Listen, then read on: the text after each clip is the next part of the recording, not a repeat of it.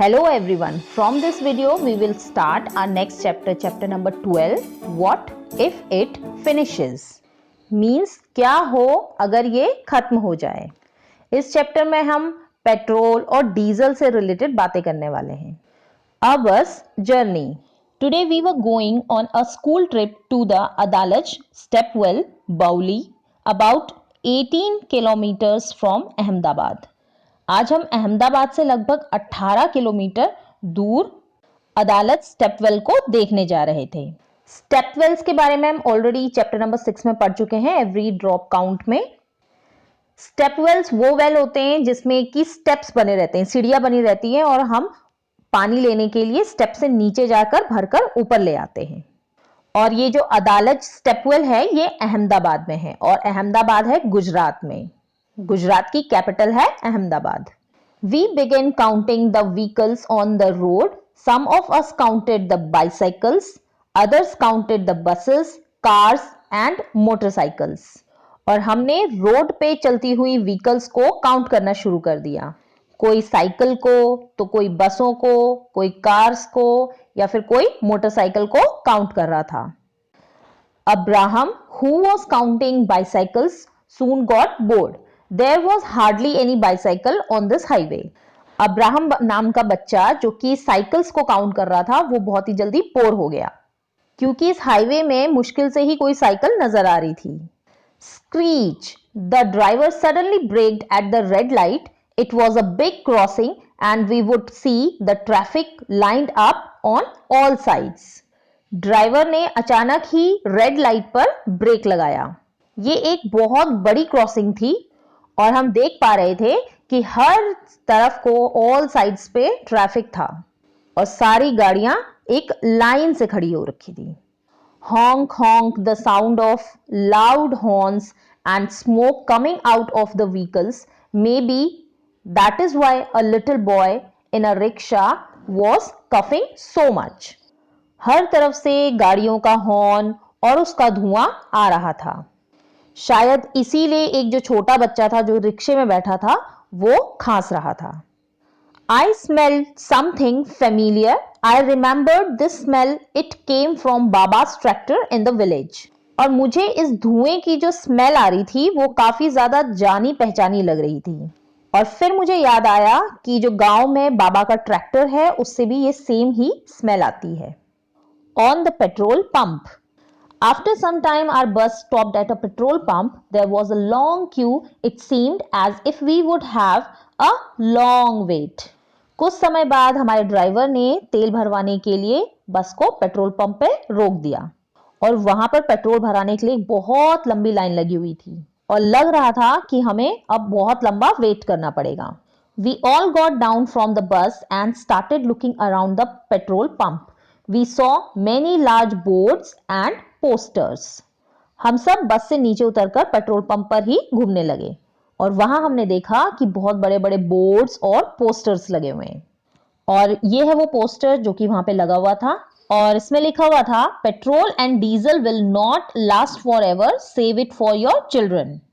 Petrol और diesel हमारे साथ हमेशा रहने वाले नहीं है, इसीलिए अपने बच्चों के लिए इसे बचाएं। Make every drop go a long way. और पेट्रोल की हर एक बूंद का अधिक से अधिक लाभ लें। इसका मतलब यह है कि आपको ना तो गाड़ी बहुत ज्यादा तेज चलानी चाहिए और ना ही बहुत ज्यादा स्लो। आपको जो इको फ्रेंडली स्पीड होती है ना उसी पे चलाना चाहिए। उससे क्या होता है कि आपका पेट्रोल ज्यादा से ज्यादा मतलब हर एक बूंद का एक प्रॉपर यूज हो पाता है। और लास्ट पॉइंट है, switch off the engine when you stop the car. गाड़ी जहां भी रोकें तो आप अपने इंजन को बंद कर लें। उसके बाद ये पोस्टर का डेट दिया हुआ है कि ये 6/6/2007 का पोस्टर है और यहाँ पर कुछ रेट्स भी दिए हुए हैं, पेट्रोल के भी और डीजल के भी। पेट्रोल का उस समय पे रेट था 47.74 पर लीटर और डीजल का उस समय रेट था 35 रुपीज 21 पर litre. We could not understand why it is written that petrol and diesel will not last forever. और हमें समझ नहीं आ रहा था कि यहाँ पर ऐसा क्यों लिखा हुआ है कि पेट्रोल और डीजल हमेशा नहीं रहेंगे, ये हमेशा के लिए नहीं है। We thought of asking an uncle who works at petrol pump. तो हमने सोचा कि इस बारे में हम यहाँ पे जो काम करने वाले पेट्रोल पंप में काम करने वाले जो अंकल हैं उनसे ही पूछ लेते हैं। Abraham, uncle from where do we get petrol and diesel? तो अब्राहम पूछता है, अंकल ये पेट्रोल और डीजल हमें कहाँ से मिलता है? Uncle who works at the petrol pump from deep deep down under the ground. तो अंकल आंसर करते हैं, जमीन के बहुत बहुत बहुत नीचे से मिलता है। Manju, but how does it get made there? Manju पूछती है कि पर ये वहां पर कैसे बनता है? Uncle, it is formed naturally but very slowly, it is not made by a human being और अ machine.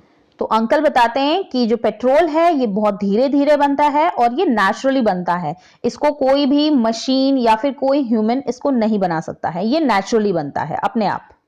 Abraham, then we don't need to buy it, we can take it out ourselves using a bore well like we pump out water। तो Abraham कहता है फिर तो हमें इसको खरीदने की कोई जरूरत नहीं है और हम इसको खुद ही निकाल लेंगे, जैसे हम बोरवेल से पानी निकालते हैं पंप करके, उसी तरीके से उसने सोचा कि हम भी इसे खुद ही बोरवेल लगाकर हम इसको खुद ही निकाल लेंगे। Uncle, it is not found everywhere but only a few places in our country, we need big machines to pump it out and clean it। तो अब्राहम की इस बात पे अंकल बताते हैं, ये हर जगह नहीं मिलता कि कहीं से भी निकाल लिया, बल्कि ये कुछ जगह ही है पूरे कंट्री में कुछ ही ऐसी जगह हैं जहां पर पेट्रोल पाया जाता है और इसे जमीन से निकालने के लिए और साफ करने के लिए बड़ी बड़ी मशीन्स की जरूरत पड़ती है। जैसा कि हमने अभी पढ़ा था कि ये हर जगह नहीं मिलता पेट्रोल, और ये कुछ कुछ ही इंडिया में कुछ ऐसे स्टेट्स हैं जहां पे मिलता है। तो देख लेते हैं कहाँ मिलता है। ये मिलता है असम में, गुजरात में और महाराष्ट्र में। ऑयल के अलावा हमें जमीन के अंदर से और क्या क्या चीज मिल सकती है? तो ऑयल के अलावा हमें अंदर से मिल सकता है सीएनजी गैस, जो कि आपने सुना ही होगा, और सेकेंड है मेटल्स। तो मेटल्स में कुछ भी मेटल आ सकता है, जैसे कि gold, silver, copper. Divya, is petrol going to finish? The poster said that petrol is not going to last forever। तो अंकल से दिव्या पूछती है कि क्या पेट्रोल खत्म होने वाला है, क्योंकि इस पोस्टर में लिखा हुआ है कि पेट्रोल हमारे साथ हमेशा रहने वाला नहीं है, ये बहुत ही लिमिटेड क्वांटिटी में है। Uncle, it does not get made as fast as we take it out, it takes lakhs of years for it to be formed under the earth। तो अंकल बताते हैं कि हम जितनी तेजी से हम ऑयल को अंडरग्राउंड से निकाल रहे हैं और उसका यूज कर रहे हैं, उतनी स्पीड से ये बन नहीं रहा है। और ये जो अर्थ के अंदर जब ये बनता है, ये ऐसा नहीं कि 1-2 साल में बन जा रहा है, इसको लाखों साल लगते हैं अर्थ के अंदर बनने के लिए। तो हमारी जो स्पीड है उसको यूज करने की वो ज्यादा तेज है, और जो बनने की जो स्पीड है वो बहुत ही ज्यादा स्लो है। Abram, how will vehicles run if the oil finishes? Abram कहता है अगर तेल खत्म हो जाएगा तो हमारी जो गाड़ियां हैं वो कैसे चलेंगी? Manju, on CNG. I had seen on TV that vehicles which run on CNG give less smoke. Manju कहती है सीएनजी से, और मैंने देखा है जो गाड़ियां सीएनजी से चलती हैं वो कम धुआं देती हैं।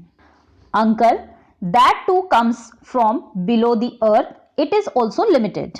तो अंकल हंसते हुए बताते हैं कि जो सीएनजी है वो भी ऑयल की तरह ही, जिससे कि पेट्रोल डीजल बनता है, उसी ऑयल की तरह ये भी बहुत ज्यादा लिमिटेड है। Divya, electricity can be used to run vehicles, I have seen an electric bicycle. Divya कहती है इलेक्ट्रिसिटी को भी तो यूज किया जा सकता है गाड़ियां चलाने के लिए, और मैंने बैटरी से चलने वाली साइकिल देखी है। Abram, we will have to do something or else how will we travel when we grow up?